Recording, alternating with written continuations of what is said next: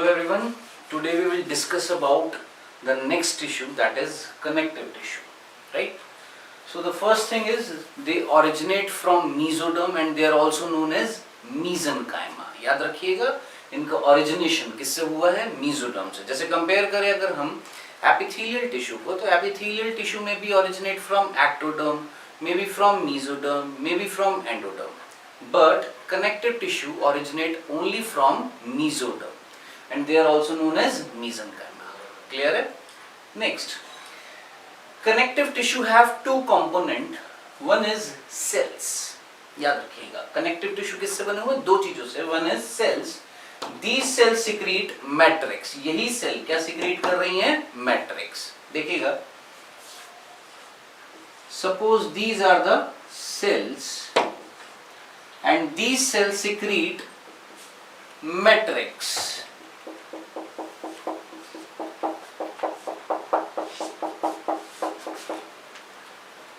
Now this matrix contain fibers,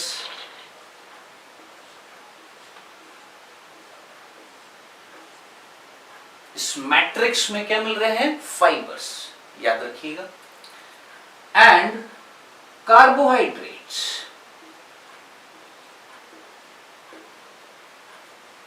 Suppose these dots represent carbohydrates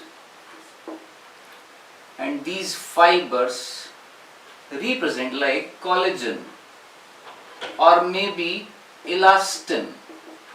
Mainly two type of fibers are released by the cells, either collagen or elastin, right? So this matrix is made up of fibers, maybe collagen or elastin, and gelatinous carbohydrates. दो चीजें मिल रही हैं, fibres और gelatinous carbohydrates. ये दोनों चीजें मिलकर क्या कहला रही हैं? मैट्रिक्स. और ये मैट्रिक्स कौन सिक्रीट कर रही है? सेल्स. ठीक है. So this complete structure is known as connective tissue. इसको हम क्या बोल रहे हैं? Connective tissue. तो मेरे ख्याल से बहुत सिंपल लैंग्वेज में बोले तो सेल्स मिलकर क्या सिक्रीट कर रही है? मैट्रिक्स. मैट्रिक्स और सेल मिलकर क्या कहला रहा है? Connective tissue. क्लियर है? आइए देखिए, कनेक्टिव टिश्यू हमारे टोटल तीन तरीके के हैं. Loose connective tissue, dense connective tissue और स्पेशलाइज्ड कनेक्टिव टिश्यू. एक एक टिश्यू को डिटेल में पढ़ेंगे. सबसे पहले हम बात करेंगे लूज कनेक्टिव टिश्यू की, then dense connective tissue and lastly किसकी? स्पेशलाइज्ड कनेक्टिव टिश्यू की. क्लियर है? सो नेक्स्ट स्लाइड में हम बात करेंगे लूज कनेक्टिव टिश्यू की. So we are talking about the first type of connective tissue, that is loose connective tissue. ठीक है. नाम में देखिए, लूज कनेक्टिव टिश्यू का मीनिंग क्या है? बहुत सिंपल. क्या कि the cells which producing matrix contain fiber. ये सेल्स और फाइबर जो है अगर एक दूसरे के पास पास नहीं है, थोड़े दूर दूर हैं, लूज मैनर में मिल रहे हैं, that connective tissue is called loose connective tissue. बहुत सिंपल सा था. क्या? मैट्रिक्स की अमाउंट बहुत ज्यादा होगी जिसकी वजह से सेल्स और फाइबर किस तरीके से अरेंज होंगे? लूजली अगर अरेंज्ड होंगे, that connective tissue is called loose connective tissue. Meaning clear है? चलिए, अब लूज कनेक्टिव टिश्यू के दो एग्जांपल हैं. सबसे पहला एग्जांपल एरियोलर टिश्यू, सेकंड जो हम पढ़ेंगे दैट इज एडिपोज टिश्यू. ठीक है. अभी हम फर्स्ट पढ़ रहे हैं कौन सा? Areolar tissue. तो देखिएगा ध्यान से. सबसे पहली चीज, एरियोलर टिश्यू मिलता कहां है? तो सीधा सीधा याद रखना है, स्किन के नीचे. कहां पर? स्किन के नीचे. तो याद करिए, हमने कहीं एपिथेलियल टिश्यू पढ़ा था तो हमने बात करी थी बेसमेंट मेम्ब्रेन थी. ठीक है. जिसके ऊपर कौन टिका हुआ था, जिसके ऊपर कौन बैठा था? हमारा एपिथेलियल टिश्यू. तो that basement membrane is formed by areolar tissue which is a type of loose connective tissue, right? So areolar tissue is found below skin and act as a supporting framework for epithelial tissue. यानी epithelial tissue के लिए supportive framework की तरह act कर रहा है कौन? हमारा एरियोलर टिश्यू. चलें आगे. देखिएगा, एरियोलर टिश्यू में सेल्स कौन सी मिल रही हैं? मेन जो इंपॉर्टेंट चीज है दैट इज कि एरियोलर टिश्यू में जो सेल्स मिल रही हैं वो कौन सी मिल रही हैं? तो देखिएगा, three type of cells are found in areolar tissue. Most important fibroblast, second histiocytes and the third one is mast cell.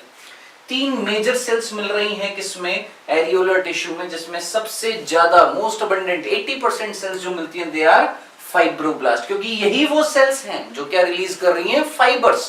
तो नाम में आ रहा है फाइब्रोब्लास्ट, क्या सिक्रीट करेंगी, दे सिंथेसाइज और they secrete proteinaceous fibre of collagen और इलास्टिन, यानी यही वो फाइब्रोब्लास्ट है। देखिएगा मैंने यहाँ पर ब्लूइश कलर का अपीयरेंस में शो किया है यहाँ पर फाइब्रोब्लास्ट, कि ये वो फाइब्रोब्लास्ट है जो क्या मैट्रिक्स में क्या सिक्रीट कर रही हैं, फाइबर्स, किसके, कोलेजन या इलास्टिन के। तो पहली सेल क्लियर है आपको। सेकंड, हिस्टियोसाइट्स या क्लेज्मेटोसाइट्स, इनको हम हिस्टियोसाइट्स बोलते हैं या क्लेज्मेटोसाइट्स बोलते हैं। ये एक तरह की मैक्रोफेज है, याद रखिएगा, किसकी तरह बिहेव कर रही है, लाइक मैक्रोफेज। मैक्रोफेज का काम क्या होता है, याद रखना, किसी भी डेड ऑब्जेक्ट को खा जाना, उसको एंगल्फ कर लेना, उसका फेगोसाइटोसिस कर लेना।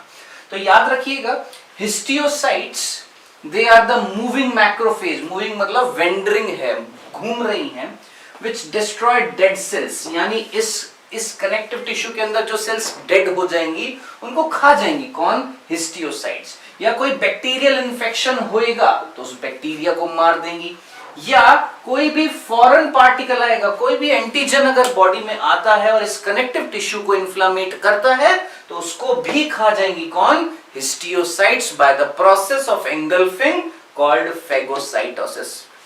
उस एंगल्फिंग प्रोसेस को हम क्या बोलते हैं, फेगोसाइटोसिस। तो दो तरह की सेल्स हमने देख ली, एक वो सेल्स जो क्या रिलीज कर रही हैं, फाइबर, एक वो सेल्स जो प्रोटेक्ट कर रही हैं, किसको, connective tissue. And the last one, mast cell. देखिएगा, these are oval cells present around the blood vessels। अब इमेजिन करिए इस कनेक्टिव टिश्यू, इस एरियोलर टिश्यू की सेल्स जो हैं, हर सेल्स को जिंदा रहने के लिए, वर्ड को ध्यान से सुनिएगा, हर सेल को जिंदा रहने के लिए रेस्पिरेशन करना है, और रेस्पिरेशन करने के लिए फूड पार्टिकल को ब्रेक डाउन करेंगे in the presence of oxygen. Oxygen कौन लेकर आएगा, ब्लड। तो अगर सेल को जिंदा रहना है तो रेस्पिरेशन करना पड़ेगा, और रेस्पिरेशन करने के लिए क्या चाहिए, ऑक्सीजन, और ऑक्सीजन कौन लाएगा, ब्लड। तो इन सेल्स के अंदर या इन सेल्स को जिंदा रखने के लिए हमें यहाँ पर इस टिश्यू के अंदर क्या रखनी पड़ेंगी, क्या, ब्लड वेसल्स। ठीक है, तो उन ब्लड वेसल्स को, उन ब्लड वेसल्स के पास मिलती हैं कौन, मास्ट सेल। तो बहुत छोटा सा सिंपल सा, क्या, इस एरियोलर टिश्यू के अंदर ब्लड वेसल्स होंगी, और उन ब्लड वेसल्स के पास में, ये ब्लड वेसल्स हैं, उन ब्लड वेसल्स के पास में कौन मिल रही हैं, मास्ट सेल। तो याद रखना, मास्ट सेल किसके पास में मिलती हैं, ब्लड वेसल्स के पास। और द मोस्ट इंपॉर्टेंट थिंग, ये जरूर याद रखिएगा, क्वेश्चन पूछा जाता है इनसे रिलेटेड, ये क्या सिक्रेट करती हैं, याद रखिएगा, they release 3 kind of chemicals. ऐसा नहीं है कि तीनों एक साथ निकलते हैं, जिसकी जरूरत जब होती है तब वो निकलता है, लेकिन ये क्या क्या निकाल सकती है मास्ट सेल, तो याद रखना, it can release 3 types of chemical. One is heparin, चोट लगती है, कट लग जाता है तो ब्लड रिलीज होता है, हमेशा रिलीज होता है या रुक जाता है, रुक जाता है, रुकने की प्रोसेस को बोला जाता है क्लॉटिंग ऑफ ब्लड या कोगुलेशन ऑफ ब्लड। ठीक है, अब आप सभी के साथ कभी ना कभी हुआ होगा कि आपका हाथ या आपका ये नेल, नाखून जो है, गेट के बीच में आया होगा। जब गेट के बीच में आ जाता है तो कुछ दिनों तक वो एरिया लाल लाल हो जाता है। क्यों होता है, वहां पर ब्लड की क्या हो जाती है, क्लॉटिंग। क्या वो पूरी जिंदगी भर रहता है, नहीं, कुछ ही आवर्स में वो क्लॉट वहां से क्या हो जाता है, खत्म हो जाता है। और वो क्लॉट को खत्म करने का काम कौन करेगा, क्लॉटिंग फैक्टर या एंटी क्लॉटिंग फैक्टर। तो याद रखना, कौन करेगा, एंटी क्लॉटिंग फैक्टर, यानी एक ऐसा फैक्टर जो इंटरनल क्लॉट्स को सॉरी इंटरनल क्लॉट्स जो बॉडी के अंदर हो रहे हैं उनको क्या कर देगा, खत्म कर देगा। सो एंटी क्लॉटिंग या एंटी कोगुलेंट केमिकल जो होता है दैट इज हेपेरिन। तो याद रखिएगा, हेपेरिन किसी तरह एक्ट कर रहा है, एंटी कोगुलेंट्स जो भी ब्लड के अंदर इंटरनल क्लॉट्स बन रहे हैं उनको क्या कर रहा है, बर्स्ट कर रहा है, उनको डिस्ट्रॉय कर रहा है। नेक्स्ट, हिस्टामिन क्या काम करेगा, if this is a blood vessel तो इस ब्लड वेसल्स को डायलेट कर देगा। क्या कर देगा, dilate. So it act as vasodilator. और अगर मुझे इस डक्ट को और पतला करना है, यानी मुझे इस ब्लड वेसल को क्या करना है, कॉन्ट्रैक्ट करना है, कॉन्स्ट्रिक्ट करना है, तो उसके लिए रिस्पॉन्सिबल कौन है, सेरोटोनिन। तो याद रखना, serotonin act as a vasoconstrictor while histamine act as a vasodilator, heparin act as anticoagulant. According to requirement they are released. So these three chemicals are released from the mast cell. तो ये हमने बात करी सबसे पहले loose connective tissue के example कौन सा, एरियोलर टिश्यू। सेकंड एग्जांपल हम देखेंगे बहुत सिंपल सा, क्या, adipose tissue. So second example of loose connective tissue is adipose tissue या फैट टिश्यू। सो देखिए यहां पर इस टिश्यू में नाम से पता लग रहा है कि फैट टिश्यू या एडिपोज टिश्यू के अंदर जो सेल्स होंगी मैट्रिक्स में, दो cells are called fat cells. You can imagine fat cells का काम क्या होगा, दे स्टोर फैट्स। डन। किसको स्टोर कर रही है, फैट्स को। So these are the cells which store fats. इनके अंदर भरा पड़ा है क्या, fats. Now the fibre released by these cells are not collagen और इलास्टिन। बहुत फ्यू अमाउंट में, बहुत कम अमाउंट में रिलीज होते क्या, कोलेजन और elastin. Mainly the fibre which is released by these cell is called reticulin. Now reticulin word comes from reticulate, and reticulate का मतलब होता है जाल, ठीक है, नेटवर्क। तो इस तरीके से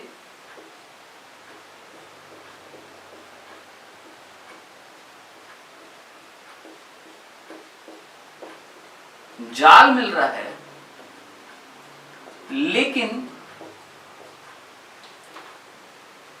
यहां पर सेल्स और फाइबर जो है they are not compactly arranged, still they are loose connective tissue.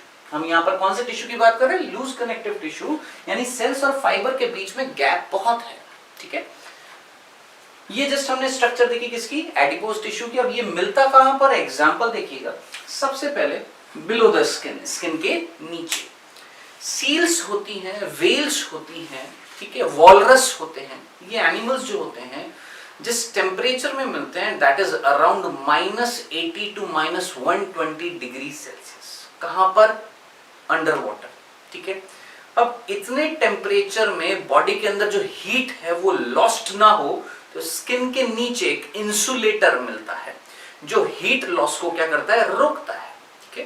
That layer below the skin is made up of fat. एक फैट की बहुत मोटी लेयर मिलती है, that layer is called blubber. Word याद रखना, उसको हम क्या नाम देते हैं, ब्लबर। तो ब्लबर किसकी, मोटी सी लेयर है, फैट की, which is present in whales, which is present in seals, which is present in walrus.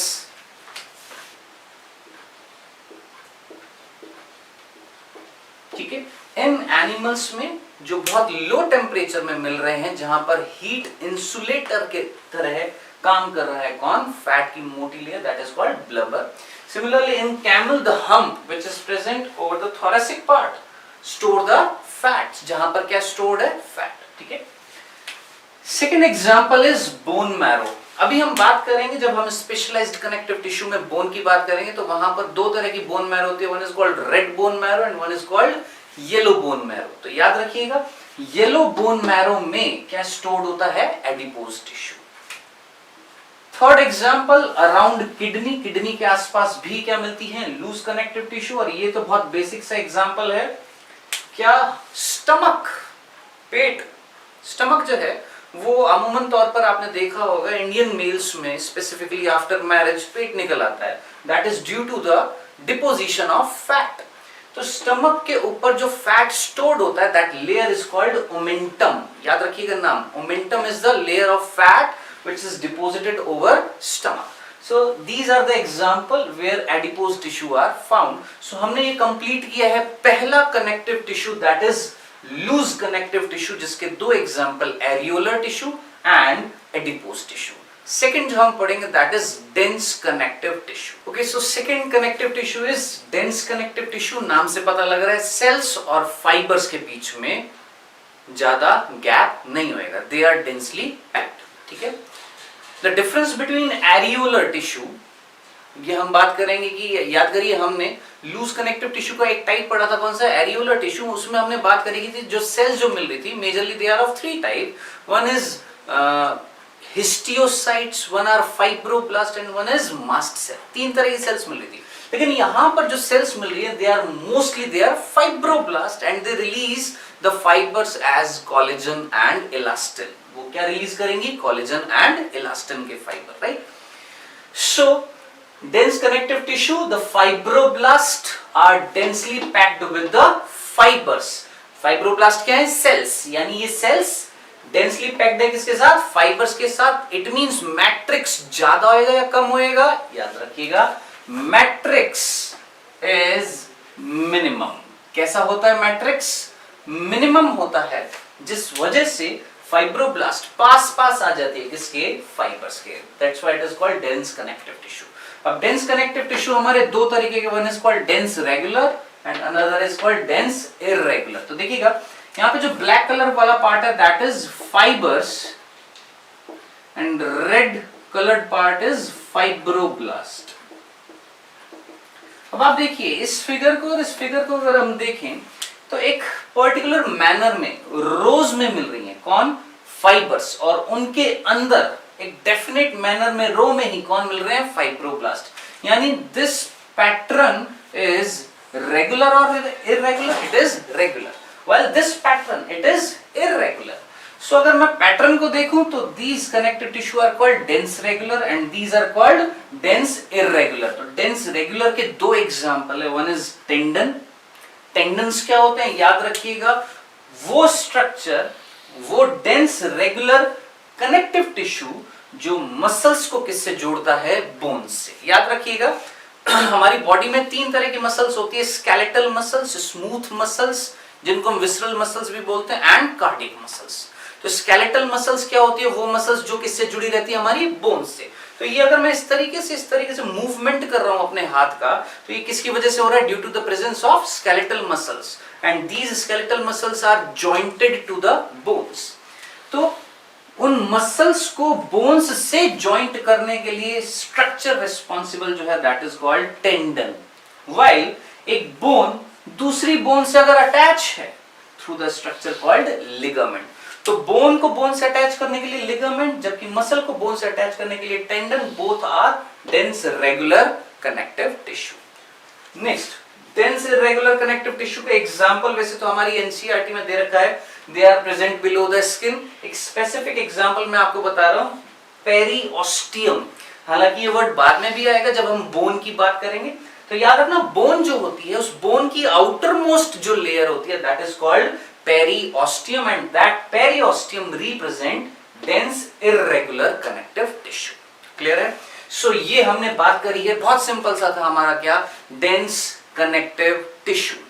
Last जो टिश्यू हम पढ़ने वाले हैं connective tissue that is called specialized connective tissue, जिसके 2 एग्जांपल है, one is called cartilage and one is called bone.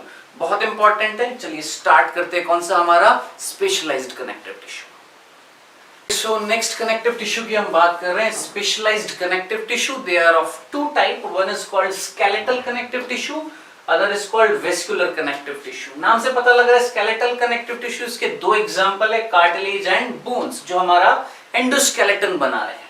While vascular connective tissue is made by the vascular part and that vascular part is blood. ठीक है? सो कुल मिला के specialised connective tissue के 3 example हैं, cartilage, bones and blood. ठीक है? जिसमें से हम सबसे पहला specialized connective tissue, skeletal connective tissue पढ़ने वाले हैं, क्या, कार्टिलेज। तो देखिएगा कार्टिलेज की अगर मैं बात करूं तो कार्टिलेज की स्टडी क्या कहलाती है, कॉन्ड्रोलॉजी। फर्स्ट पॉइंट याद रखना, study of cartilage is called chondrology. Why it is called chondrology? Because the cells of cartilage are called chondrocytes.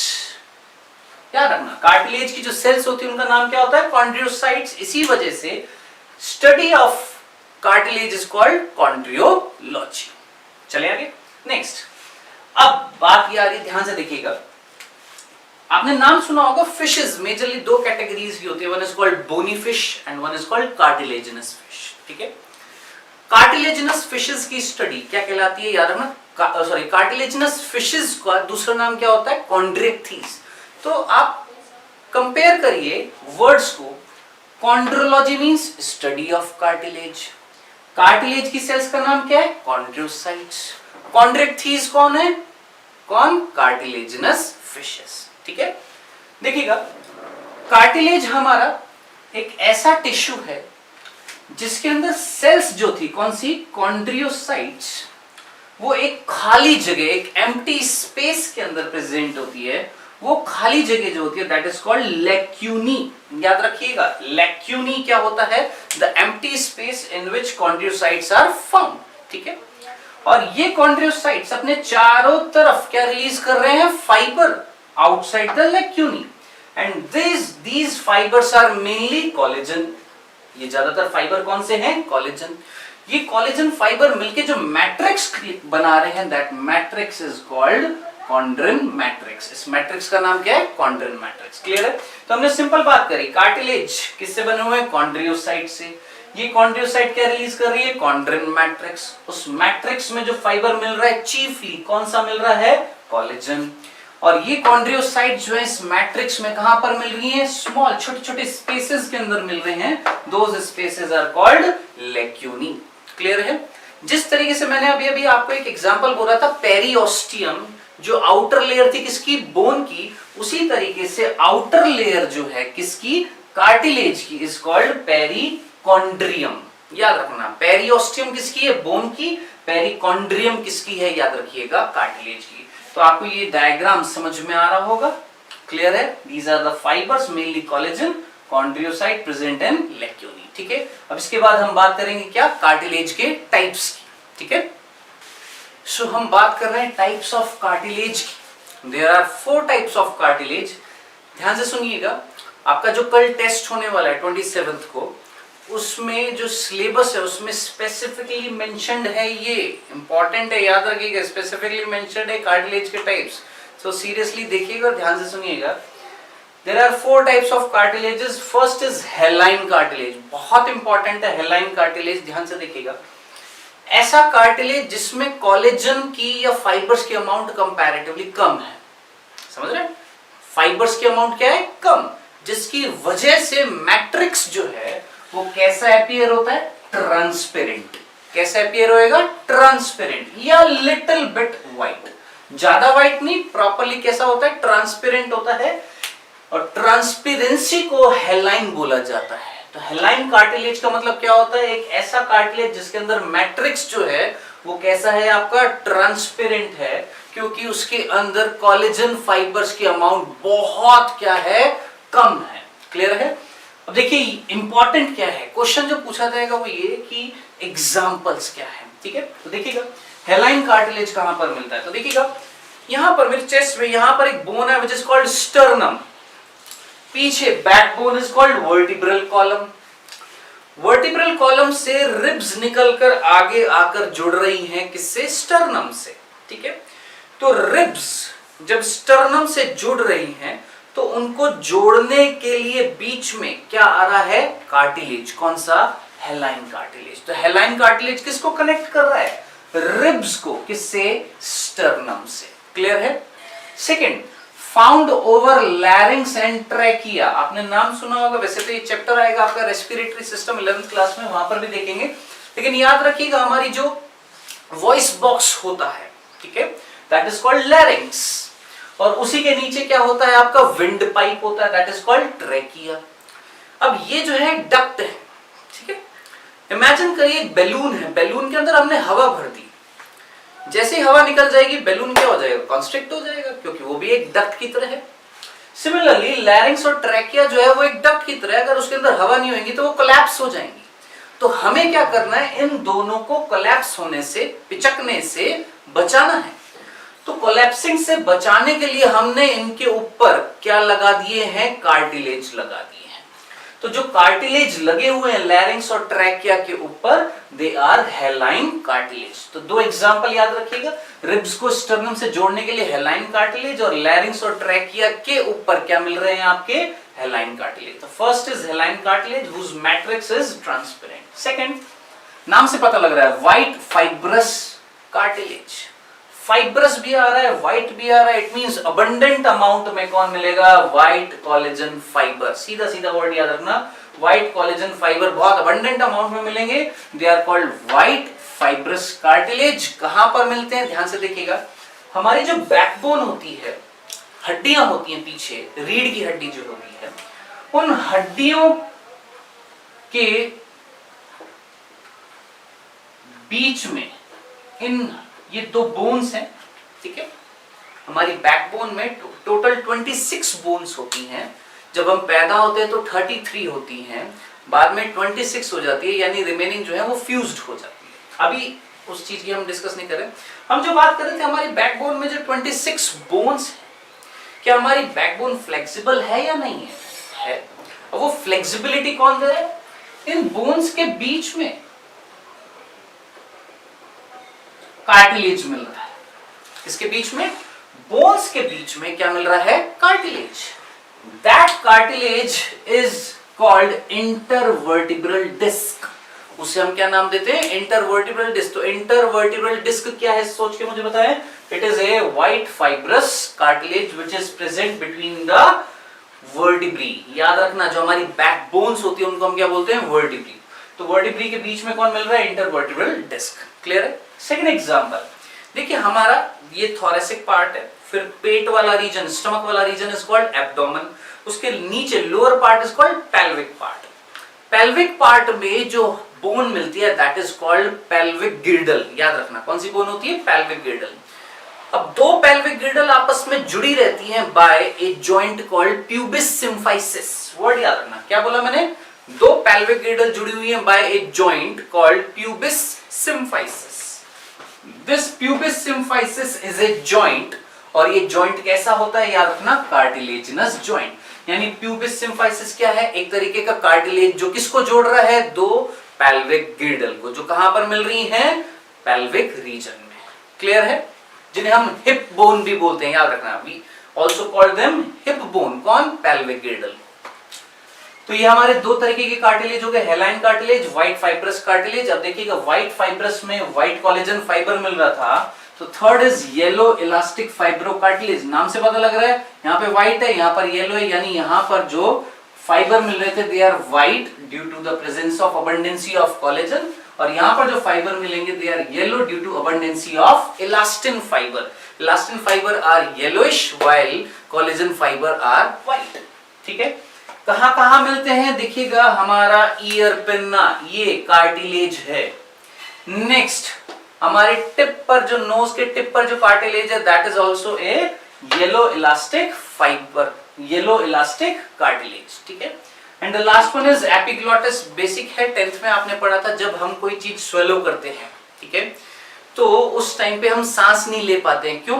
क्योंकि if this is respiratory tract duct and it is digestive duct, ठीक है, तो जब हम खाना swallow करेंगे तो वो खाना किस में जाना चाहिए, डाइजेस्टिव ट्रैक्ट में कि रेस्पिरेटरी ट्रैक्ट में? ऑब्वियस सी बात है, डाइजेस्टिव ट्रैक्ट में। लेकिन वो किस में जा सकता है, रेस्पिरेटरी ट्रैक्ट में। तो कहीं ना कहीं रेस्पिरेटरी ट्रैक्ट के ऊपर एक फ्लैप मिलता है, ढक्कन मिलता है, that flap is called epiglottis, जो कवर कर लेता है कौन से ट्रैक्ट को, रेस्पिरेटरी ट्रैक्ट को, ताकि फूड किसके अंदर चला जाए, आपका डाइजेस्टिव ट्रैक्ट में। तो एपिग्लॉटिस क्या होता है, एक ढक्कन होता है, फ्लैप होता है, जो क्या है, एक तरीके का कार्टिलेज। कौन सा, येलो इलास्टिक कार्टिलेज। क्लियर है? 3 example. Last one is calcified cartilage. नाम से कहीं कैल्शियम कैल्शियम पता लग रहा होगा, तो एक्चुअली स्टार्टिंग में ये कैसे होते हैं, हेलाइन होते हैं, यानी कोलेजन की अमाउंट क्या होगी, बहुत नील होगी। लेकिन बाद में ये कैसे हो जाते हैं, कैल्सिफाइड, मतलब इनके मैट्रिक्स में, हेलाइन कार्टिलेज के मैट्रिक्स में भर भर के क्या भर जाता है, कैल्शियम, तो हार्ड हो जाते हैं। ठीक है? ऐसा कार्टिलेज ह्यूमंस में नहीं होता। This type of cartilage is found in the pelvic girdle of frog. ठीक है? So these are 4 type of cartilage. इनको ध्यान से पढ़कर जाइएगा, इनके एग्जाम्पल जरूर याद करके जाइएगा। तो ये हमने खत्म किया है क्या, कार्टिलेज। लास्ट आपका स्पेशलाइज्ड कनेक्टिव टिश्यू रह गया है, कौन, बोन। उसकी बात करते हैं हम। लास्ट स्ट्रक्चर हम बात कर रहे हैं बोन की। So it is highly calcified, it means इसके अंदर क्या प्रेजेंट होता है, बहुत ज्यादा क्या है, कैल्शियम है, जिसकी वजह से ये हार्ड होती हैं, रिजिड होती है, और ये हमारी बॉडी का एंडोस्केलेटन बना रही है, राइट। नेक्स्ट स्ट्रक्चर अगर देखें हम बोन की, तो देखिएगा, ध्यान से देखिएगा, बोन के 3 पार्ट है, epiphysis, hypophysis and diaphysis. End part, दोनों एंड से टिप पार्ट जो है they are called epiphysis, epiphysis. बीच में बड़ा सा पार्ट है दैट इज कॉल्ड डायाफाइसिस या शाफ्ट।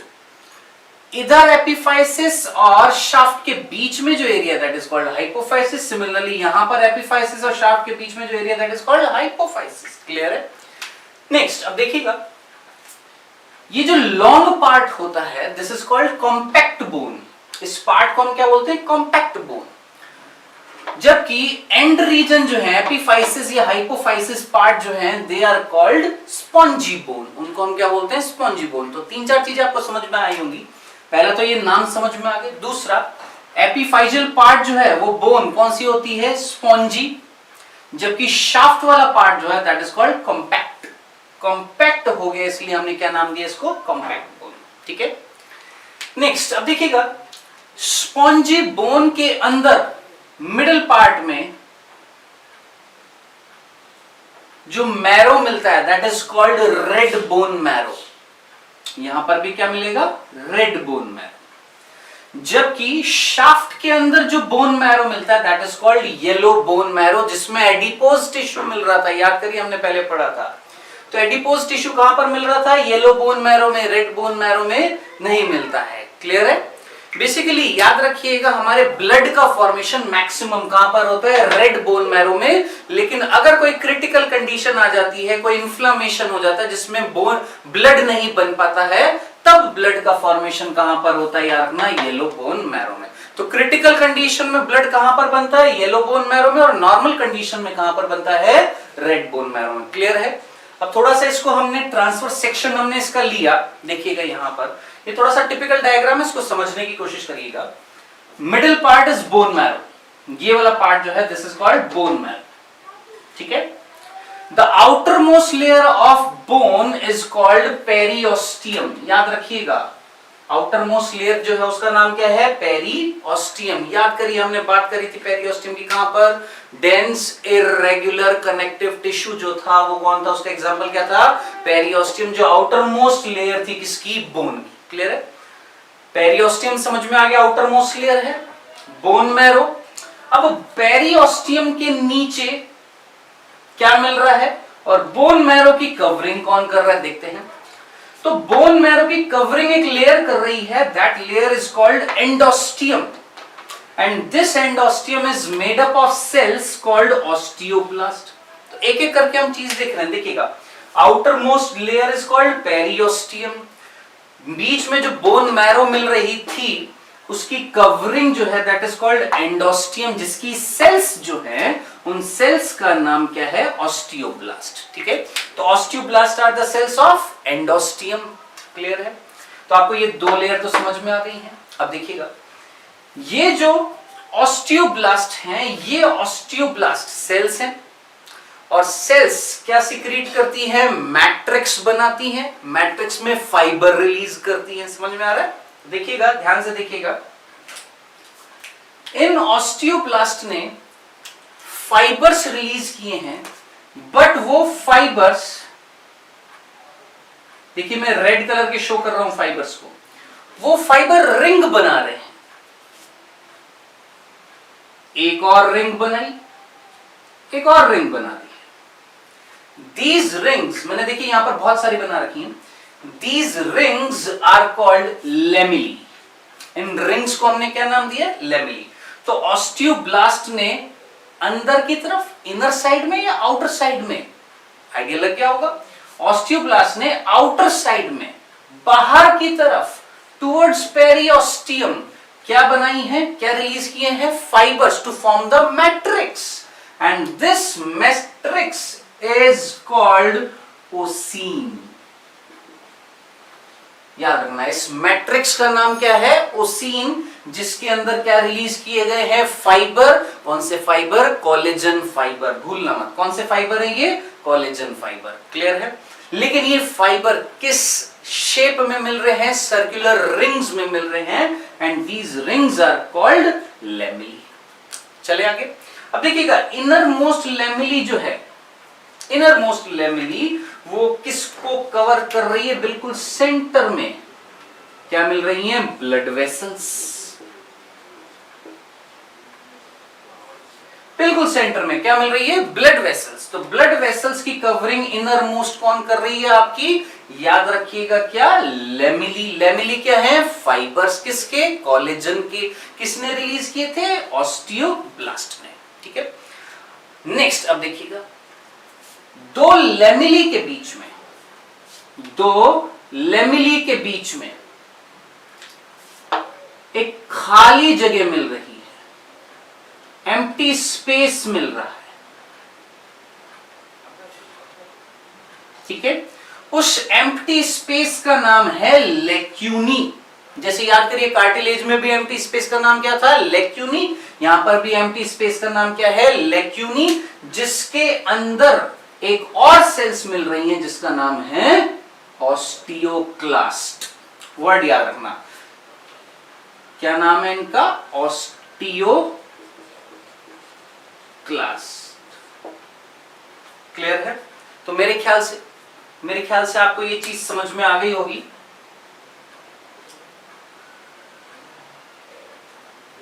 सॉरी, ऑस्टियोक्लास्ट नहीं, इनका नाम है ऑस्टियोसाइट्स। ऑस्टियोक्लास्ट आर डिफरेंट, इनका नाम क्या है? ऑस्टियोसाइट्स। तो याद रखिएगा, फिर से एक बार हम जल्दी से देखते हैं। Outermost layer is periosteum, bone marrow is covered by endosteum, endosteum is formed by cells called osteoblast.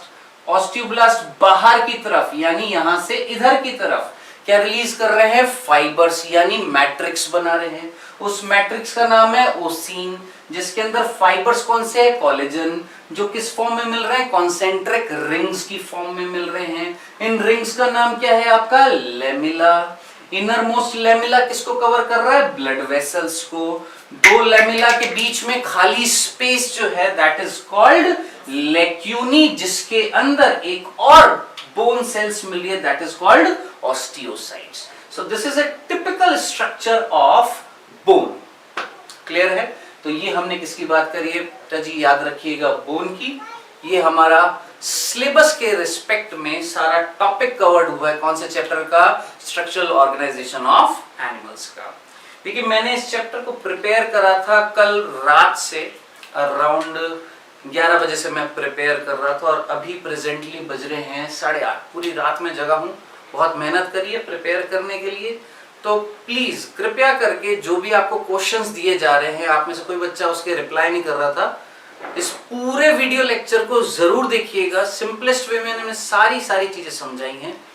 सारे क्वेश्चंस किस तरीके से करने हैं, जो भी मैं आपको मल्टीपल चॉइस क्वेश्चन दूंगा उसके आंसर्स आपको एक कॉपी में, जैसे क्वेश्चन नंबर फर्स्ट उसका आंसर ए या बी या सी या 1 2 3 जो भी है उसके आंसर लिख के उसकी फोटो आपने भेजनी है व्हाट्सएप ग्रुप में। ठीक है, तो प्लीज मेरे हार्डवर्क को वेस्ट मत होने दीजिएगा, क्वेश्चंस के आंसर करिएगा। ठीक है, और अच्छे से पेपर दीजिएगा। Okay then next video lecture में मिलेंगे, इसके आगे के टॉपिक क्लियर करेंगे। ओके।